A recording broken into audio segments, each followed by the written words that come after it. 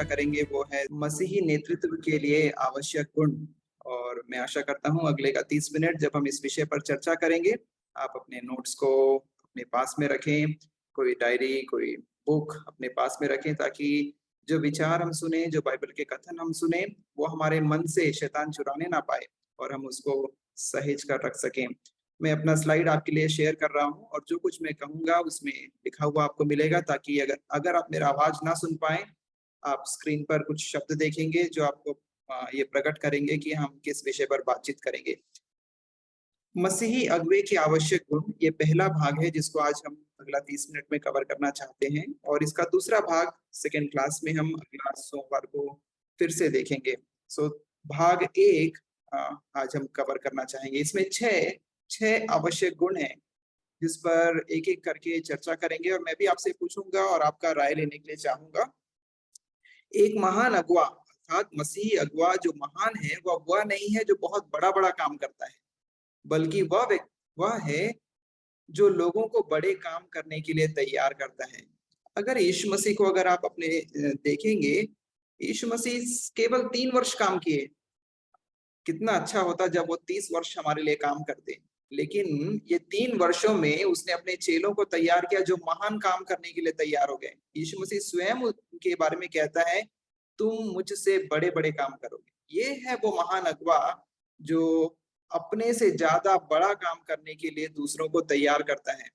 हम जो अगुवाई अगुवाई के लिए पढ़ रहे हैं, मसीह नेतृत्व करना चाहते हैं, हमारा उद्देश्य ये नहीं है कि सबसे बड़ा काम मैं ही करूंगा, ये हमारा उद्देश्य नहीं है। ये अगर भावना है, हम अपने उद्देश्य से भटक रहे हैं। हम अपने आप को बड़ा बनाने के लिए कोई भी काम नहीं कर रहे हैं।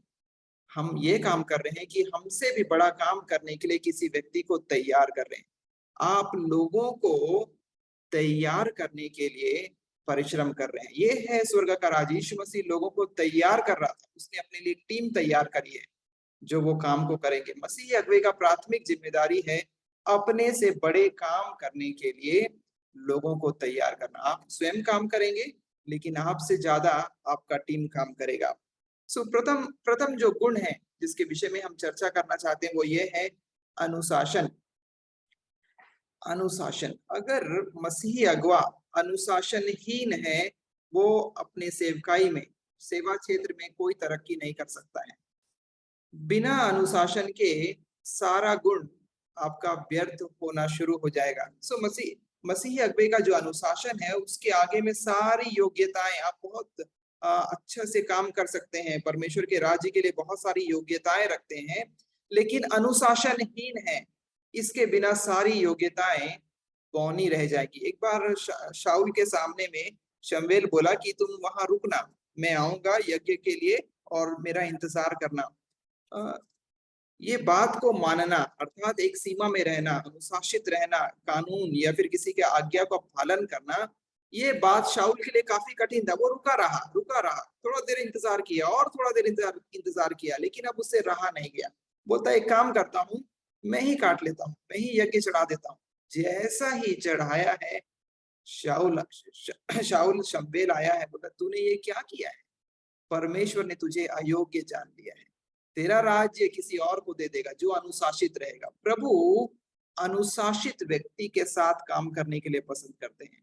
एक अनुशासनहीन व्यक्ति के साथ प्रभु का कोई संबंध नहीं है। प्रभु स्वयं अनुशासित है और वो चाहते हैं कि उनका भय मानने वाले, उनके साथ काम करने वाले और उनका राज्य का जिम्मेदारी लेने वाले व्यक्ति अनुशासित रहें। ये प्रभु के लिए बहुत बड़ा बात है। एक अनुशासनहीन व्यक्ति के साथ प्रभु कार्य करने के लिए संतुष्ट नहीं है। सो एक अगुवा वह व्यक्ति होता है जो एक अनुशासन को अपना लेता है, सीख लेता है। आप पतंग को उड़ते हुए देखे हैं, बहुत ऊंचा तक पतंग उड़ता है। जब ये पतंग ऊंचाई पर जाता है तो कभी कभी ऐसा सोच सकता है मैं इतना ऊंचा अपने दम पर उड़ गया हूँ, और कभी कभी ऐसा सोचेगा ये रस्सी मुझे बांध रही है, ये रस्सी मुझे ऊपर उड़ने से, ऊपर जाने से मना कर रही है, मुझे जाने नहीं दे रही है, मुझे और आकाश की ऊंचाइयों को छूना है, मैं बादलों के पार चला जाऊंगा, लेकिन क्या करूं, ये रस्सी है मुझे रोक कर रखी है। और एक बार एक पतंग इस प्रकार से किया, अपना रस्सी को तोड़ा है और बोला है मैं बादलों के पार चला जाऊंगा, और उड़ने लगा। हवा का झोंका आया है और थोड़ा सा ऊंचा जरूर उड़ा है, लेकिन थोड़े ही समय के पश्चात अब वो ऊपर नहीं जाता है। वो देखता है कि वो नीचे आ रहा है, नीचे आ रहा है, नीचे आ रहा है और बाद में जमीन पर गिर गया। अनुशासन इस प्रकार का डोर है जो हमारे लिए सीमा को बांध देता है। हमको लगता है ये तो हमको काम करने नहीं देता है, हमको रोक कर रखा हुआ है, हम जो करना चाहते हैं वो काम नहीं कर सकते हैं। लेकिन यकीन मानिए ये डोर, ये सीमा ही आपको ऊंचाइयों के ऊपर में रखी हुई है। ये सीमा के कारण ही आप उतने ऊंचाई में उड़ रहे हैं। जिस दिन आप ये सीमा का उल्लंघन करेंगे, जिस दिन आप अनुशासन को तोड़ देंगे, आपको लगेगा कि आप मनमर्जी के मालिक बन गए हैं, लेकिन थोड़े ही समय के पश्चात आपको मालूम हो जाएगा कि आप नीचे गिर रहे हैं, नीचे नीचे और अधिक नीचे। ये है अनुशासन। अनुशासन शायद हमको कभी तकलीफ लग सकता है, कितना कानून मानेंगे, कितना नियम मानेंगे, मानते मानते थक गए हैं, बचपन से बड़े होने तक नियम और कानून से बंधे हुए हैं, लेकिन यही बातें आपके जीवन को तराश रही हैं। और अनुशासन के बिना आप अपने जीवन में कोई प्रगति और तरक्की नहीं करने वाले हैं। एक अगुवा कौन है? अगुवा एक अनुशासित व्यक्ति है जो नियम और कानून के तहत, और या फिर ऐसा कहें सीमा के तहत, एक बाउंड्री के अंदर में रहने के लिए सीख लिया है। बहुत सारे लोग हैं जो सेवा का कार्य छोड़ देते हैं। बहुत सारे मसीही सेवा को बहुत सारे लोग शुरू करते हैं। जैसे ही बपतिस्मा लेते हैं एक नया जोश आता है, बोलते हैं हम सेवा करेंगे, हम काम करेंगे। बहुत सारे लोग हैं, 70% लोग सेवा को बीच में छोड़ लेते हैं क्योंकि सेवा का अनुशासन उनके लिए कठिन है। अनुशासन है, काम करने के लिए आपको समय देना पड़ेगा, आपको अपना पर्सनल बाइबल स्टडी करने के लिए समय देना पड़ेगा, अपने लिए प्रार्थना करने के लिए अलग से समय देना पड़ेगा, घर का जिम्मेदारी उठाने के लिए समय देना पड़ेगा, बाल बच्चों के लिए समय देना पड़ेगा। और ये सब के लिए एक सुअनुशासित समय की आवश्यकता है, जिसके बीच में आप कई लोग सोचते हैं ये हमसे नहीं हो सकता है, हम अनुशासित नहीं रख सकते। जिस दिन हमारे अंदर में ये बात आता है कि हम अनुशासित नहीं रहेंगे, अपनी मन का मर्जी का मालिक रहेंगे, धागा के साथ बंधे नहीं रहेंगे, ऊंचा उड़ने का कोशिश करेंगे, मेरा मन है, मेरा मर्जी है, ये मन और मर्जी आपको गिराने के लिए बना हुआ है। और जब हम ऐसा काम करते हैं, हम उन लोगों के झुंड में शामिल होते हैं जो सेवा तो शुरू किए लेकिन खत्म नहीं किए, बीच में ही छोड़ दिए हैं। हम में से बहुत सारे लोग इसका प्रलोभन का शिकार बनेंगे। ये प्रलोभन हमारे पास में आएगा, मन का मर्जी का मालिक होना। और जब हम अपने मन का मर्जी का मालिक हो जाएंगे, हमारा सेवा क्षेत्र उस दिन खत्म हो जाएगा। कुछ उदाहरण है जो मैं आपके सामने बातचीत करना चाहता हूँ अनुशासन के बारे में। एक बार एक राजनेता बहुत अच्छा भाषण दिए। बहुत भाषण देने के पश्चात एक पत्रकार उनसे आया, पूछा कि आप इतना अच्छा भाषण कैसे दे सकते हैं? कितना कितना मिनट, कितना घंटा लगाए हैं ये भाषण बनाने के लिए? वो राजनेता बोला कि ये भाषण घंटों या मिनटों में या घंटों में नहीं बना है, ये भाषण मेरा जिंदगी का तैयारी लगा दिया है। अनुशासन यही चीज है जो आपको जिंदगी का तैयारी लगता है। कितना दिन लगेगा अनुशासित होने के लिए? शायद बचपन से लेकर मरने तक इतना समय लगेगा जब हमें अनुशासित बनने के लिए मेहनत करना पड़ेगा। ये काम आसान नहीं है। ये काम 1 घंटे के लिए, 1 दिन के लिए, ऐसा आप 1 दिन के लिए अनुशासित, 1 महीने के लिए अनुशासित, या 2022 का प्रतिज्ञा है कि हम अनुशासित रहेंगे। आपके जन्म से लेकर आपके मृत्यु तक, आपका अंतिम सांस तक आपको अनुशासित होने के लिए समय लग जाएगा। ये इतना लंबा ट्रेनिंग है, और ये ट्रेनिंग स्वयं परमेश्वर हमको देते हैं। ये हमको निरंतर सिखाते रहते हैं कि हमको क्या काम करना है। जो लोग नेतृत्व क्षमता से अभिभूत रहते हैं, भरे हुए रहते हैं, जब बाकी लोग सपना देखते रहते हैं, ये लोग काम करते रहते हैं। बाकी लोग निद्रा में हैं और ये लोग दर्शन देख रहे हैं, आगे क्या काम करना है।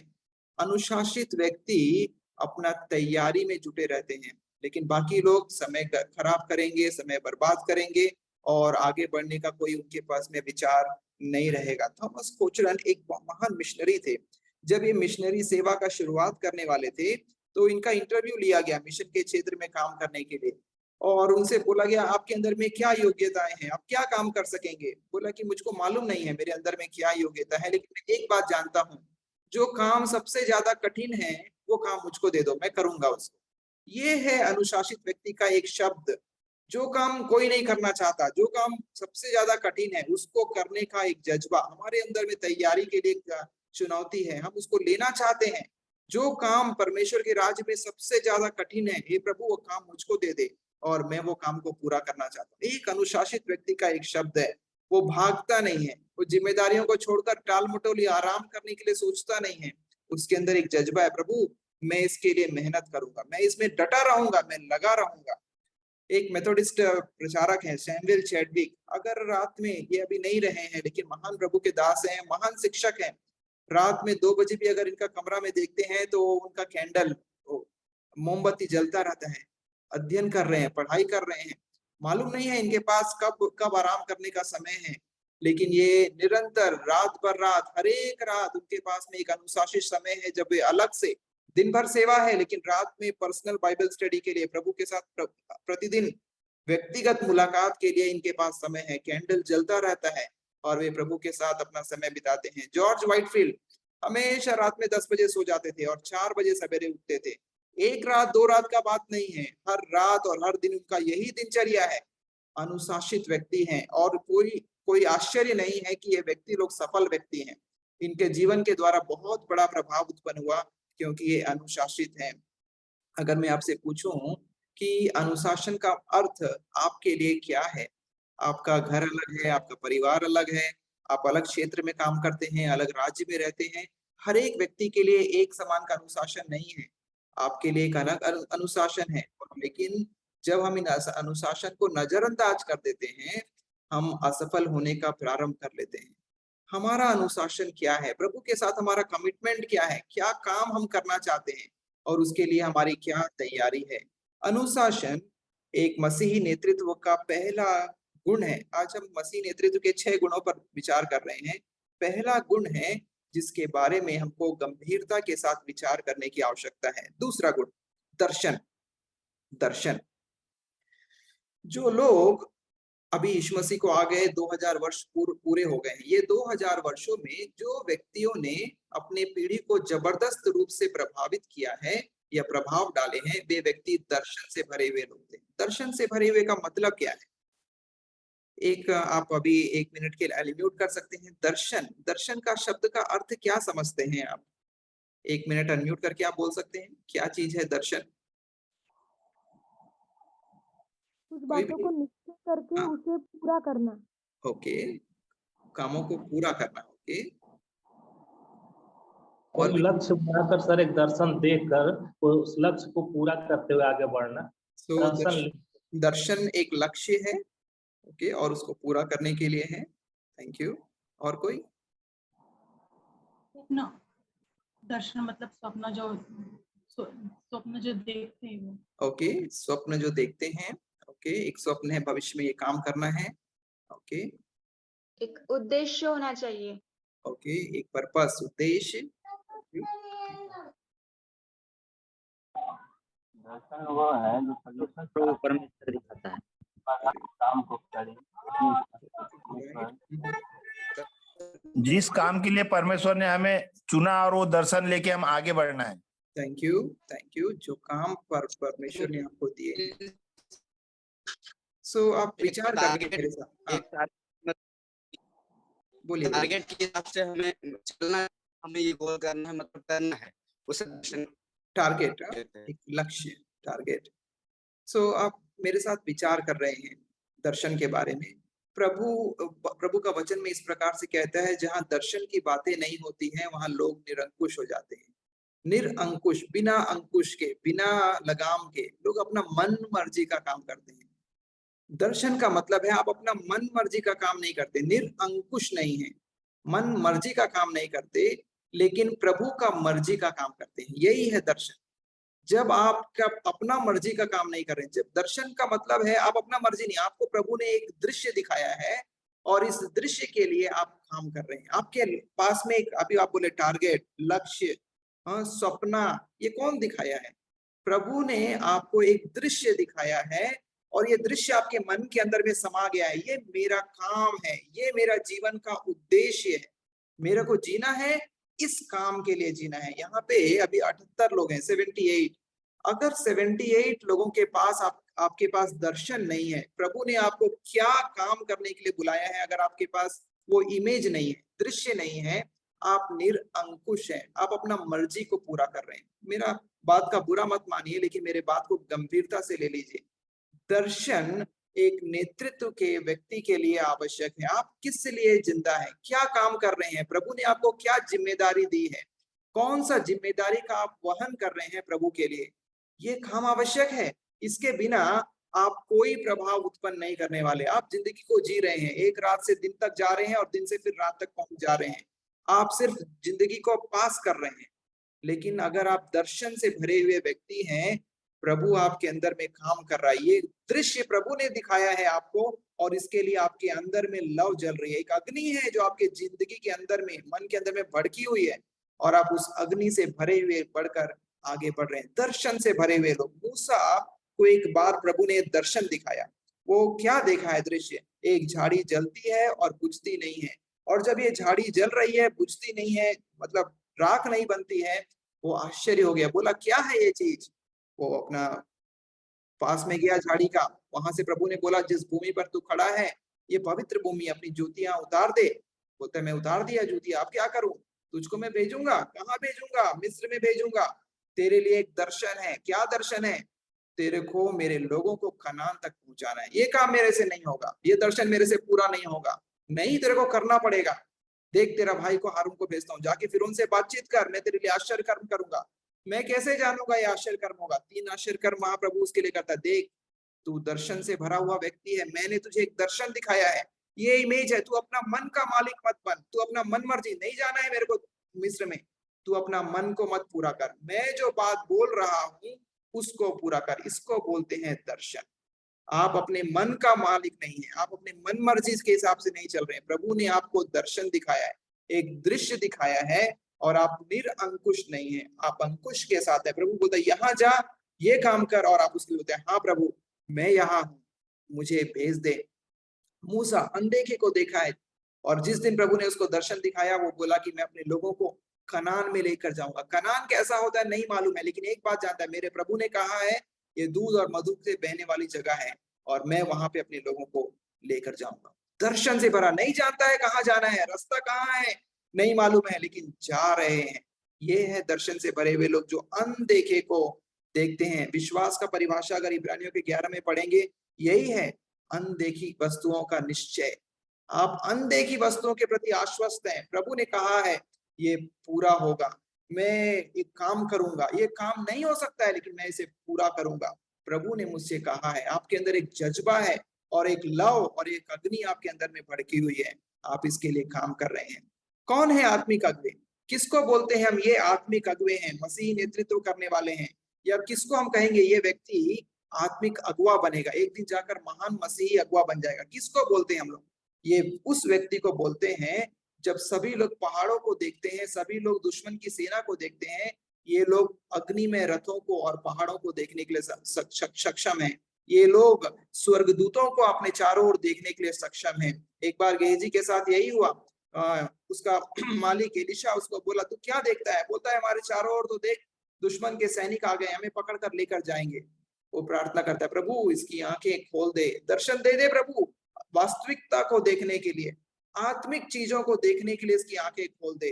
दर्शन से भरे व्यक्ति वो हैं जो आत्मिक जगत को देखते हैं। वो संसार के बातों पर अपना नजर नहीं टिकाए रहते। संसार में हतोत्साहना है, हम निराशा को देखते हैं, लेकिन जो आत्मिकता को अपनी आंखों से देखते हैं, वे व्यक्ति मसीही अगुवे बनना शुरू कर देते हैं। ये व्यक्ति अग्नि में रथों को देखते हैं, ये व्यक्ति स्वर्गदूतों को देखते हैं, और प्रभु के आश्चर्य कर्मों पर अपनी आंखें टिका कर रखते हैं। कौन है आत्मिक अगुवा? ये आत्मिक अगुवा वह है जो दीवार में लिखी हुई जो ना पढ़ने वाली, ना समझ में आने वाली अक्षरों को पढ़ने में सक्षम होता है। वो परमेश्वर के उद्देश्यों को समझना शुरू करता है। परमेश्वर आपके जीवन से क्या चाहते हैं किसी को नहीं मालूम है, लेकिन जिस दिन आपको समझ में आने लगता है प्रभु मेरे जीवन से ये चाहते हैं, हाँ प्रभु मैं आपके उद्देश्य को अपने जीवन में पूरा करने के लिए तैयार हूँ, आप एक मसीही अगुवे में परिवर्तित होना शुरू हो जाते हैं। प्रभु आपके अंदर में काम करे। प्रभु हमको नहीं समझ में आता, प्रभु व्हाट इज योर पर्पस, आपका उद्देश्य मेरे जीवन के लिए क्या है? लेकिन जिस दिन प्रभु आपसे स्पष्टता के साथ बातचीत करना चाहते हैं, ये काम है जिसके लिए मैंने ये अग्नि को तुम्हारे अंदर में डाला है, जब आप समझना शुरू करते हैं, आप प्रभाव को उत्पन्न करना शुरू करते हैं। अभी तक हम 2 बातों को देखे हैं। पहला बात, अनुशासन। बिना अनुशासन के सारी योग्यताएं बौनी हैं। बहुत सारे लोग सेवा को इसलिए छोड़ देते हैं क्योंकि वे अनुशासित नहीं रख सकते। अगर आप अनुशासित रहेंगे, आपका सेवा सफल रहेगा। दर्शन, कौन है जो दर्शन से भरे हुए लोग हैं? ये लोग मूसा के समान अनदेखे को देखते हैं, ये लोग अग्नि में रथों को देखते हैं, स्वर्गदूतों को देखते हैं, जो ना पढ़े जा सकने वाले अक्षर है उसको समझना शुरू करते हैं, और परमेश्वर का इनके प्रति जो उद्देश्य है उसको वे समझना शुरू करते हैं। तीसरा, निर्णय। निर्णय हर व्यक्ति को अपने जीवन में प्रतिदिन निर्णय लेना है, चाहे छोटा हो चाहे बड़ा हो, चाहे आत्मिक जगत के लिए चाहे सांसारिक जगत के लिए। आपको प्रभु एक अवसर देता है कि आप अपने लिए निर्णय लेना शुरू कर दें। हर एक दिन आप निर्णय लेंगे, चाहे छोटा चाहे बड़ा। अगुआ दूर तक देखता है, जैसे दर्शन के बारे में बात करते हैं, अनदेखे को देखता है, लेकिन अनदेखे को देखने के पश्चात में निर्णय लेने का बातचीत आता है। मूसा के पास एक निर्णय लिया, प्रभु ने उसको बोला, मूसा मैं तेरे को कनान में लेकर जाऊंगा, तू अपने लोगों को कनान में लेकर जाएगा। निर्णय लेना है, जाएगा कि नहीं जाएगा, रुकेगा यहीं पे ये चरवाही करते रहेगा अपना ये परदेश में, रेगिस्तान में, ये सुनसान जगह पे, या फिर वो वापस मिस्र के पास में लौट कर जाएगा। जब प्रभु आपके अंदर में एक लव को जलाते हैं, आपको एक निर्णय लेने का समय आ जाता है, और ये निर्णय एक दिन नहीं है, प्रतिदिन आपको निर्णय लेने की आवश्यकता पड़ती है। और प्रभु चाहते हैं कि हम हर बार सही निर्णय लें। और एक बार जब प्रभु आपके अंदर में कोई इच्छा डालते हैं, किसी बात के लिए आपको अगुवाई करते हैं, जब आप निर्णय ले लेते हैं, उस निर्णय से प्रभु पलटने के लिए आपको मना करते हैं। एक बार कहते हैं यीशु मसीह, जब तुम हल पर हाथ रख दिए, जब तुम मेरा चेला बनने का घोषणा कर दिए, जो हल पर हाथ रखता है और मुड़कर पीछे देखता है वह मेरा चेला बनने के योग्य नहीं है। यीशु मसीह बोलता है, जब तुम निर्णय लेते हो, मुड़ कर मत देखो। मुड़ कर देखने वाले से परमेश्वर प्रसन्न नहीं होता है। मुड़कर एक बार बैप्टिज्म ले लेंगे और बोलेंगे, प्रभु हम अगले बार फिर सोचेंगे चर्च जाना है कि नहीं है, अगले बार फिर सोचेंगे बाइबल पढ़ना है कि नहीं है। आज 2022 का जनवरी में 1 जनवरी को हम लोग बोले हैं, प्रभु ये साल भर हम आपके साथ रहेंगे, कोई मीटिंग मिस नहीं करेंगे, कोई भी दिन में बाइबल पढ़ना नहीं छोड़ेंगे। निर्णय तो लिए हैं, लेकिन निर्णय को जब पालन करने का समय है, हमारा मन में क्या है, हम क्या काम करते हैं। एक बार निर्णय, 2 बार निर्णय, लेकिन निर्णय पर निर्णय लेने के लिए नहीं, निर्णय को पूरा करने के लिए मसीही अगुवे को प्रभु बुलाते हैं। आपने कौन सा निर्णय लिए हैं, प्रभु के समक्ष में क्या बोले हैं, वो जो मन्नत आपने प्रभु के सामने माने हैं उसे पूरा कर दीजिए। जो बात आपने प्रभु के साथ एग्रीमेंट किए हैं, प्रभु मैं ये काम करूंगा, उसके साथ पीछे मत मुड़िए। ये प्रभु का काम है। प्रभु चाहते हैं कि हम एक बार निर्णय ले लें, उसका परिणाम का चिंता मत कीजिए, कितना मेहनत करना पड़ेगा, कितना परिणाम आएगा, क्या अच्छा होगा बुरा होगा, प्रभु के हाथ में दे दीजिए। निर्णय लेने के बाद एक अगुवा पीछे नहीं हट सकता है। कई बार हमको निर्णय तुरंत भी लेना पड़ता है। जब हम निर्णय में टाल मटोल करते हैं, प्रभु हमारे लिए काम करना बंद कर देते हैं। एक बार लूत पर आक्रमण हो गया, लूत का सब कुछ लूट लिए, ना ही केवल लूट का लेकिन सदोम और अमोरा का सारा धन संपत्ति लूट लिए, और लूत को भी बंधुआई बनवा कर लेकर चले गए हैं राजा लोग। अब्राहम को यह बात मालूम हो गया। अब्राहम एक मसीही अगुवा था और उसको तुरंत निर्णय लेना पड़ा, जाना है या नहीं जाना है, क्या उसके पास सामर्थ्य है उन राजाओं को लड़ने के लिए।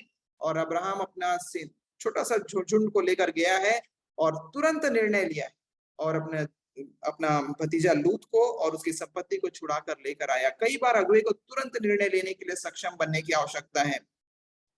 तुरंत निर्णय लेने के लिए कई बार आप प्रयास, हड़बड़ी नहीं कीजिए, लेकिन जब प्रभु आपको कभी निर्णय लेने के लिए तुरंत बाध्य करता है, उसमें देरी भी मत कीजिए। सो मूसा, जब परमेश्वर का उसको दर्शन मिला, उसको निर्णय लेने का अवसर आ गया, और मूसा का निर्णय उसके लिए, इसके जीवन के लिए अहम था। जब पौलुस को प्रभु ने दर्शन दिया, पौलुस के सामने एक निर्णय लेना पड़ा कि वो क्या करेगा। प्रभु से पूछता है, प्रभु बता मैं क्या करूं। प्रभु उसको बोलता है, तू दमिश्क में जा, वहां तुझसे एक व्यक्ति मिलेगा, वो तेरे लिए प्रार्थना करेगा। ठीक है, मैं जाऊंगा। वहां पे जब प्रार्थना किया गया, उसने निर्णय लिया, प्रभु मुझे बपतिस्मा लेना है, मुझे दे दे बपतिस्मा, और वो काम कर दिया। जब कभी प्रभु आपसे दर्शन में बातचीत करते हैं, जब कभी प्रभु की उपस्थिति आपके साथ होती है, आपको निर्णय लेने के लिए समय आपके सामने में आ जाएगा। जब प्रभु के साथ आप वार्तालाप करेंगे, जब प्रभु के साथ आप मिलेंगे, प्रभु आपको एक निर्णय की ओर लेकर जाएगा। ये निर्णय आपके जीवन को परिवर्तित कर देगा। मूसा का जलती हुई झाड़ी के सामने का निर्णय मूसा का पूरा जिंदगी को बदल दिया। आज हम मूसा को केवल उस निर्णय के कारण ही जानते। अगर वो उस दिन बोलता, प्रभु मैं नहीं जाऊंगा, आप और मैं मूसा को नहीं जान सकते। जब दमिश्क के रास्ते पर उस ज्योति के सामने में, बहुत बड़ा उजियाले के सामने में पौलुस ने निर्णय लिया, प्रभु मैं तेरा बात मानूंगा। वो निर्णय के कारण हम पौलुस को जानते हैं, अन्यथा हम पौलुस को नहीं जान सकते थे। इब्रानियों 11 में आप संतों की सूची पढ़ेंगे एक एक करके, ये सारे लोग निर्णय लेने वाले लोग थे, एक बार निर्णय ले लिए हैं और मुड़कर पीछे नहीं देखे हैं। इसलिए हम इनके बातों को पढ़ते हैं। अगर हम भी, जब प्रभु हमको साक्षात्कार करते हैं, हमसे आमना सामना करते हैं, मुलाकात करते हैं और निर्णय लेने के लिए बोलते हैं, अगर हम टाल मटोल करेंगे हमारा भी नाम अतीत में खो जाएगा। लेकिन अगर हम प्रभाव उत्पन्न करना चाहते हैं, एक निर्णय लीजिए और आगे बढ़ दीजिए। परिणाम की चिंता मत कीजिए, क्या होगा, प्रभु आपके लिए एक अच्छा काम करेंगे, लेकिन निर्णय लेकर आप अपने निर्णय से मत करिए, खड़े रहिए, प्रभु मैंने ये बात बोला है और मैं ये काम को पूरा करूंगा। निर्णय लेने में जल्दीबाजी भी नहीं करना है, हड़बड़ी में, बेवकूफी में, ये काम प्रभु को पसंद नहीं है। बेवकूफी का निर्णय मत लीजिए, लेकिन जब निर्णय ले लेते हैं उसमें टाल मटोल भी मत कीजिए। टालम टोल, आज करेंगे कल करेंगे, प्रभु आज थोड़ा नींद आ रहा है, काम कल करेंगे, ये टालम टोल भी पसंद नहीं है। अगर निर्णय ले लिए हैं, पहला कदम उठा लीजिए। जब प्रभु ने पतरस को बोला तू पानी पर आ जा, पतरस ने पूछा था प्रभु क्या मैं पानी पर आ जाऊं, उसने बोला हाँ आ जा। अभी निर्णय लेना है। जो नाव है अगर उसमें ज्यादा सुरक्षित है, पानी में पैर रखेंगे तो डूबने का है, लेकिन अब निर्णय लेना ही है। प्रभु ने कहा है आजा, अब आजा पे आना ही है। वो पहला पांव डरते डरते डरते रख रहा है पानी के ऊपर में, निर्णय लिया है और पहला कदम रख लिया, दूसरा कदम भी रख लिया। अब फिर आगे जाकर देखता है इतना बड़ा तूफान आ रहा है, मैं शायद डूब जाऊंगा, और डूबने लगा है। प्रभु बचाने के लिए आ गया। अगर आप निर्णय ले लिए हैं, पहला कदम उठा लिए हैं, आप शायद गिरेंगे, आप शायद चोट भी लगेगा, आपको शायद गिरने का आभास होगा, लेकिन जब आप निर्णय लेने के बाद अब लड़खड़ाते हैं, प्रभु आपका मदद करने के लिए वहां खड़े हैं, आपको छोड़ेंगे नहीं, आपका मदद करेंगे। शायद निर्णय का इम्प्लीमेंटेशन में हमको तकलीफ होगा, लेकिन प्रभु हमें स्थिर करेंगे और पूरी तरीके से सशक्त करेंगे। आत्मिक अगुवा वह है जो निर्णय करने में विलंब नहीं करता है। आप निर्णय लेने में विलंब मत कीजिए। साहस, चौथा, अभी तक हम लोग 3 देख चुके हैं। पहला है अनुशासन, दूसरा क्या था, दर्शन, तीसरा निर्णय, चौथा मेरे पास समय शायद ज्यादा नहीं है, लेकिन देखेंगे कहाँ तक कंप्लीट कर सकते हैं। चौथा है साहस। अगुवे के अंदर में उच्चतम क्षमता का साहस होना चाहिए। साहस से मेरा क्या तात्पर्य है, एक बार बहुत बड़ा तूफान आया समुद्र में और बचाने वाले का टीम तैयार हो गया समुद्र में जो डूब रहे मछुआरों को और लोगों को बचाने के लिए। इस टीम का एक सदस्य था, बोला अपने कैप्टन से, कैप्टन बहुत बड़ा तूफान है, हम नहीं जा सकते हैं, अगर हम समुद्र में जाएंगे तो शायद वापस नहीं आएंगे। कप्तान ने कहा हमें समुद्र में जाने के लिए कहा गया है, समुद्र से वापस आने के लिए हमारे पास कोई आदेश नहीं है। ये है वो साहस। आगे जाएंगे तो क्या वापस आएंगे, मालूम नहीं है। अगर आप निर्णय ले लेंगे और आगे जाएंगे तो क्या वो आप सुरक्षित वापस आ पाएंगे, मालूम नहीं है। लेकिन हम साहस दिखाते हैं आगे बढ़ने का। साहस का मतलब है आप आगे की ओर कदम बढ़ाने के लिए तैयार हैं और नतीजे का परवाह नहीं करते, इसी को बोलते हैं हम साहस। आगे बढ़ने के लिए तैयार हैं। क्या आप यीशु मसीह के साथ नेतृत्व के क्षेत्र में आगे बढ़ने के लिए तैयार हैं? क्या आप लोगों के साथ बातचीत करने के लिए, लोगों को तैयार करने के लिए, मुझसे भी बड़े काम करने के लिए तैयार करने के लिए तैयार हैं? ये है साहस। अगर वो मेरे से बढ़ जाएगा तो मेरा नाम का क्या होगा, हमको चिंता नहीं है। हम साहस रखते हैं, प्रभु हम अच्छे शिष्यों को बनाएंगे, हम अपने से भी ज्यादा अच्छे शिष्यों का तैयार आपके राज्य के लिए करेंगे। अगर प्रभु को मालूम होता कि हम साहसी हैं तो कभी भी नहीं कहता मत डर। लेकिन बाइबल बारंबार पेज ब पेज हर एक पन्ना को पलटाइए, बाइबल में आप पढ़ेंगे मत डर मैं तेरे साथ हूँ, मत डर मैं तेरी रक्षा करूंगा, मत डर। ये बाइबल का शब्द इसीलिए है क्योंकि प्रभु जानता है डर हमारे जीवन का अभिन्न अंग है, हमारे अंदर में एक छुपा हुआ डर है। पौलुस भी डरता था, वो कहता है मैं बड़े निर्बलता के साथ और भय के साथ कांपते हुए तुम्हारे साथ आता हूँ। क्या होगा जब हम लोगों को करेक्ट करना शुरू करेंगे, ये काम गलत है, इसको मत करो, लोग पसंद नहीं करेंगे। लेकिन साहस है कि आपके अंदर में जो बात बोलना है वो बोलना है, प्रेम के साथ बोलना है और प्रभु का काम करने के लिए, लोगों का सामना करने के लिए तैयार होने का क्या साहस है, कदम बढ़ाने का।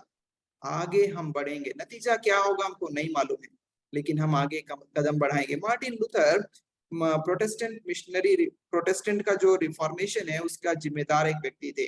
उन्होंने शिक्षा दिया था कि अगर हमको स्वर्ग में जाना है तो इसके लिए हमको कोई व्यक्ति पाप किया है और मर गया है तो चर्च को बहुत सारा पैसा देने के बाद वो व्यक्ति नरक से स्वर्ग में जंप कर लेगा, ऐसा करके चर्च सिखाता था। इसके विरुद्ध में वो सिखाना शुरू किया कि ऐसा कोई बात नहीं है, जो काम करना है व्यक्ति को मृत्यु के पहले काम करना है। मार्टिन लूथर का काफी विरोध हुआ, चर्च ने काफी विरोध किया और मार्टिन लूथर के पास एक संदेशा भेजा कि तुम्हारी शिक्षा को अपना डिफेंड करो, तुम्हारी शिक्षा को सही ठहराओ, अगर नहीं सही ठहरा पाएंगे तो तुमको मार दिया जाएगा। मार्टिन लूथर के पास कोई चारा नहीं था, वो गए वहां पे और बोले कि अगर मेरी शिक्षा गलत है तो मुझे बताओ, बाइबल से प्रमाणित करो, लेकिन अगर मेरा शिक्षा सही है तो इसको भी मैं बाइबल से प्रमाणित करूंगा। और चर्च का सामना करने के लिए वो तैयार हो गए और प्रोटेस्टेंट रिफॉर्मेशन, प्रोटेस्टेंट का जन्म मार्टिन लूथर के साथ हो गया।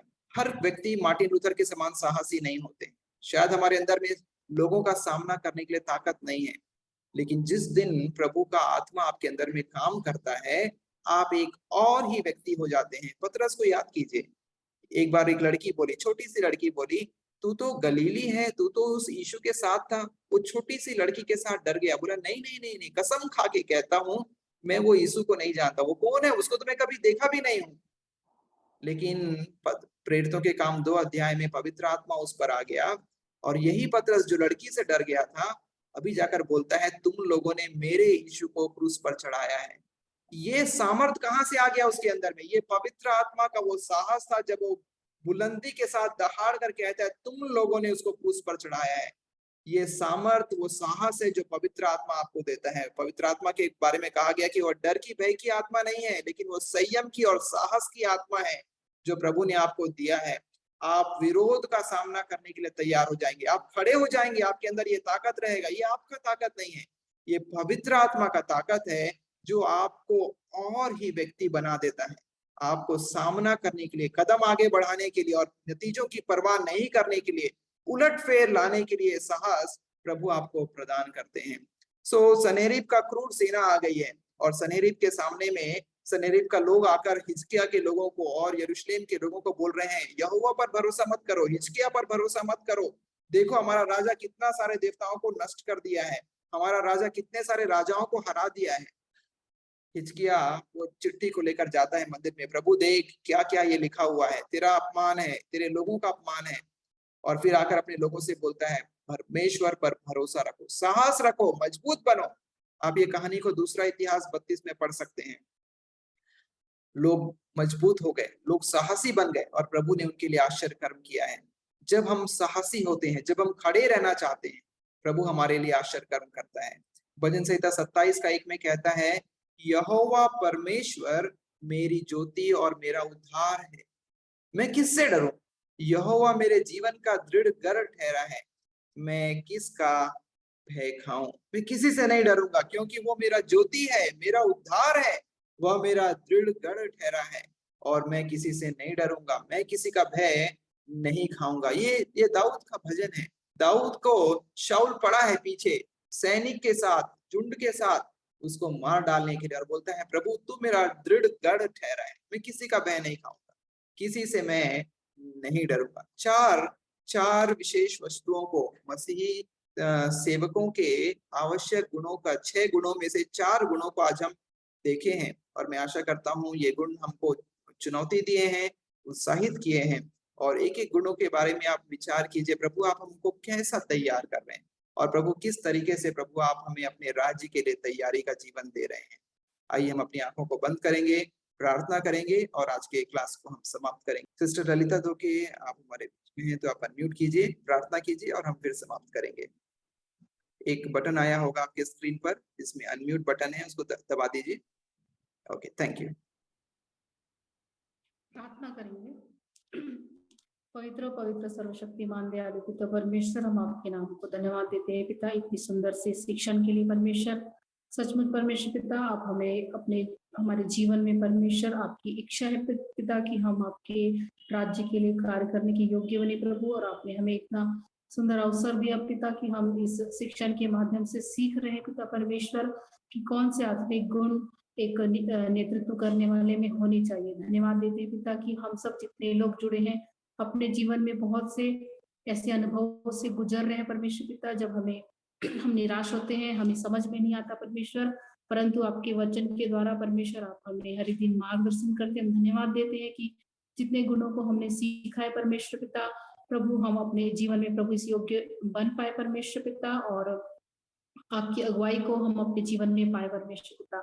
हम प्रभु अपने जीवन में अनुशासित बने परमेश्वर पिता, हमें एक दर्शन आपकी ओर से मिले, हम उसे पहचान पाए प्रभु जी, और एक निर्णय लेने वाले बने परमेश्वर, उत्तम तेरे अगुवाई में परमेश्वर पिता प्रभु, और हम परमेश्वर अपने सेवकाई में साहसी बने परमेश्वर पिता, हर एक विरोध और हर एक बातों का हम सामना करने वाले बने परमेश्वर पिता प्रभु। बहुत बार हम अपने जीवन में निराश होते हैं परमेश्वर पिता, हर एक परिस्थितियों में हम अपने मन को कच्चा करते हैं परमेश्वर पिता, परंतु फिर भी प्रभु आप सचमुच महान है पिता, आपकी इच्छा हमारे जीवन में है प्रभु पिता परमेश्वर। हम धन्यवाद देते हैं हमारे सर के लिए पिता परमेश्वर, उन्होंने इतने सुंदर तरीके से प्रभु हमें मार्गदर्शन किया प्रभु, बहुत से उदाहरणों के द्वारा, बहुत से ऐसे लोगों की बातों के द्वारा हमें सिखाया प्रभु कि किस रीति से परमेश्वर उन्होंने भी अपने जीवन में संघर्ष किया और प्रभु एक नेतृत्व को पाया परमेश्वर पिता आपके अगुवाई में। हम धन्यवाद देते हैं इसके लिए। जितने लोग जुड़े हैं परमेश्वर पिता, उन सबको आप तैयार कर रहे हैं पिता, हर एक कमजोरियों और हर एक बातों के साथ परमेश्वर आप चाहते हैं हम सीखे, इस योग्य बने, इसके लिए हम धन्यवाद देते हैं प्रभु जी। धन्यवाद देते हैं आज के समय को, आगे के हर एक आने वाले शिक्षण को इस रीति से हमारे हृदय में प्रभु आप सुरक्षित रखिए, और आने वाले दिनों में इसका उपयोग प्रभु आपकी महिमा के लिए करें। धन्यवाद देते हैं, आदर महिमा बड़ाई प्रशंसा आपको देते हुए ये प्रार्थना को हम अपने प्यारे उद्धारकर्ता प्रभु यीशु मसीह के नाम से मांगते हैं, सुन और ग्रहण कर, आमीन। आमीन।